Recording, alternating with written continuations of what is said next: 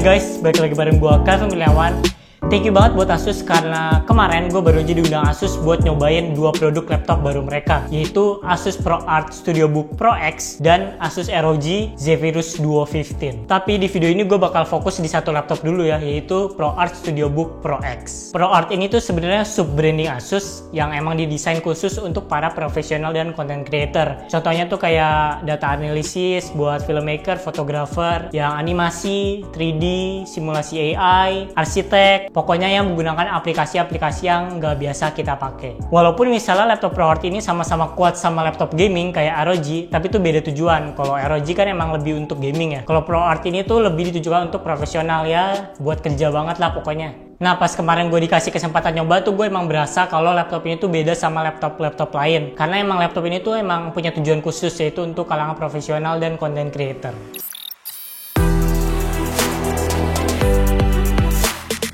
Langsung aja kita bahas ke otaknya, yaitu prosesor. Nah, laptop ini tuh menggunakan Intel Xeon E227M, dimana Intel Xeon itu emang ditujukan untuk mobile workstation ya, beda sama i3, i5, dan i7. Dan kalau dari grafik ya atau VGA-nya udah menggunakan Quadro RTX 5000, RTX 5000. Beda sama laptop-laptop biasanya yang pakai GeForce. Kenapa? Karena emang Quadro ini emang didesain khusus ya untuk kebutuhan tadi. Jadi emang beda kebutuhan gitu. Kalau GeForce emang biasa orang buat gaming kan. Kalau Quadro tuh untuk kebutuhan profesional. Dan VRAM-nya itu GDDR6 16 GB. 16 GB itu udah buat desain 3D apa segala macam, simulasi gue yakin bakal lancar. VRAM laptop gue aja 4 GB dan itu udah kencang banget buat main game, udah lancar. Gue pakai ROG GL503GE. Itu udah keluar setahun apa 2 tahun lalu gitu. Lanjut ke RAM-nya. RAM-nya itu 64 GB. Iya, 64 dan bisa di-upgrade sampai 128 GB. Itu lo mau multitasking apapun, buka 1000 Chrome, buka Adobe dari tahun 2000 berapa sampai 2020 juga semua barengan bisa kali ya.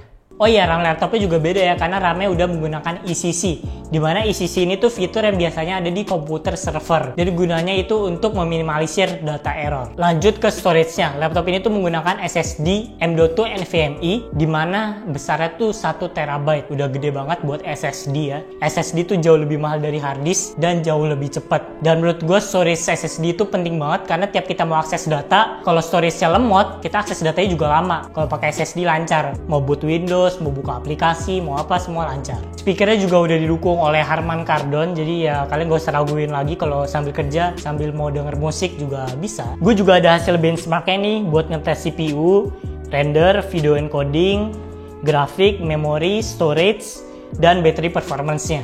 Dilihat dari baterai life-nya itu 7 jam 39 menit. Dan menurut gue ini udah sangat bagus banget untuk laptop itu, karena kalian lihat sendirilah, prosesor dan grafik cardnya udah segila itu, speknya udah setinggi itu.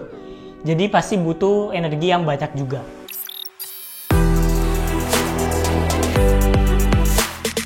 Menurut gue desainnya itu simple dan elegan, jadi cocok banget untuk urusan kerjaan. Dimana kalau urusan kerjaan itu nggak perlu yang terlalu mencolok, jadi tetap low profile. Bahannya itu menggunakan magnesium alloy, dan fitur yang keren banget dari laptop ini itu bisa diputer 180 derajat layarnya. Jadi kalau buat pitching ke klien, mau share sesuatu ke klien, kalau lagi rame-rame itu enak banget, kalian tinggal taruh meja, kalian bisa lihat layarnya dengan mudah. Ada juga fitur 4-way nano edge display, dimana 4 bezelnya itu udah tipis banget, dan screen body to ratio-nya tuh sampai 92%, yang ngebuat laptop ini masuk ke tas 15 inch. Padahal ukuran layarnya tuh 17 inch. Dan juga tetap ada webcamnya loh, Asus gak ngilangin, dan webcamnya ini ada di atas tengah, walaupun bezelnya tipis. Habis itu gue juga amazed banget sama desain touchpad-nya yang ada screen-nya. Disebut ScreenPad 2.0. Nah, ScreenPad 2.0 ini berguna banget buat gue kalau mau shortcut aplikasi, misalnya buka Spotify atau aplikasi lainnya, tinggal klik di situ, gampang banget. Sistem pendinginannya juga udah bagus, karena ada 4 heat pipe yang nyambung ke 2 ventilasi udara dan pakai 2 kipas. Dan setelah gue nyobain sih, suara fan-nya nggak ganggu dan aman banget. Dan yang nggak kalah penting menurut gue yaitu keamanan atau ketangguhan laptop ini. Dimana namanya urusan kerjaan ya, pasti data-datanya penting. Kalau laptop kalian gampang rusak ya buat apa gitu. Laptop ini tuh udah bersertifikasi military grade, jadi kalian udah tau lah military grade Asus tuh sebagus apa. Bahkan ada video laptop Asus yang gue lihat di linis mobil dan tetap nyala aman. Tapi jangan disengajain juga ya, karena ini untuk hal-hal yang tidak diinginkan aja.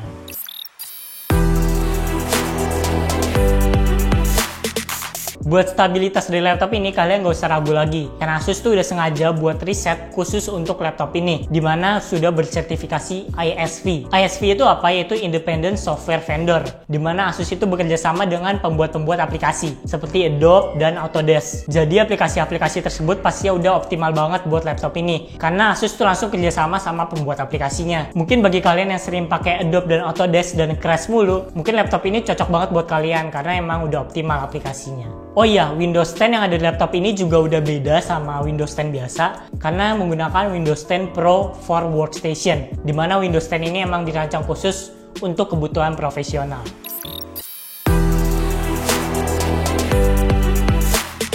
Konektivitas bakal penting banget sih kalau buat urusan kerjaan. Laptop ini udah gunain 2 kali Thunderbolt 3, habis itu USB 3.1, LAN, Kensington lock, DC-in buat ngecas, HDMI port, USB 3.1, audio jack, dan SD card pastinya. Karena ada 2 kali port Thunderbolt, kalian bisa masang sampai 3 monitor. 2 dari Thunderbolt, 1 dari port HDMI-nya. Dan outputnya tuh 8K. Oh ya, laptop ini juga udah menggunakan Wi-Fi 6 dan Bluetooth 5.0, dan juga dilengkapi dengan sensor fingerprint. Jadi untuk urusan keamanan laptop harusnya udah bagus ya.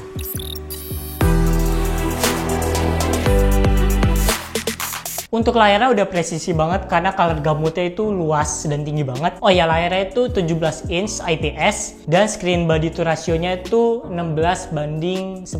Beda sama laptop biasa yang 16:9. Supaya penglihatannya tuh lebih luas kalau kalian lagi ngerjain suatu project. Oke, color gamutnya itu 97% DCI P3. Dimana laptop-laptop biasa tuh standarnya masih sRGB, dan ini tuh udah DCI P3 97%. Nah, color gamut ini berfungsi supaya color space-nya tuh lebih luas, dan juga kita bisa lihat warna-warna lebih beragam. Oh ya, layarnya itu udah Pantone Validated Display, jadi layarnya itu udah dikalibrasi sebelumnya sama pabrik, jadi warnanya bakal presisi. Jadi kalau kalian suka cetak, warna itu nggak bakal meleset. Lanjut ke Delta I-nya, layar ini tuh di bawah 1,5, dan ini tuh menurut gua wow banget karena biasa Delta I di bawah 2 aja udah bagus banget, dan semakin kecil Delta I bakal semakin akurat warnanya. Jadi ini bakal penting banget buat kalian yang suka bermain dengan warna kayak fotografer, filmmaker, animator, dan lainnya.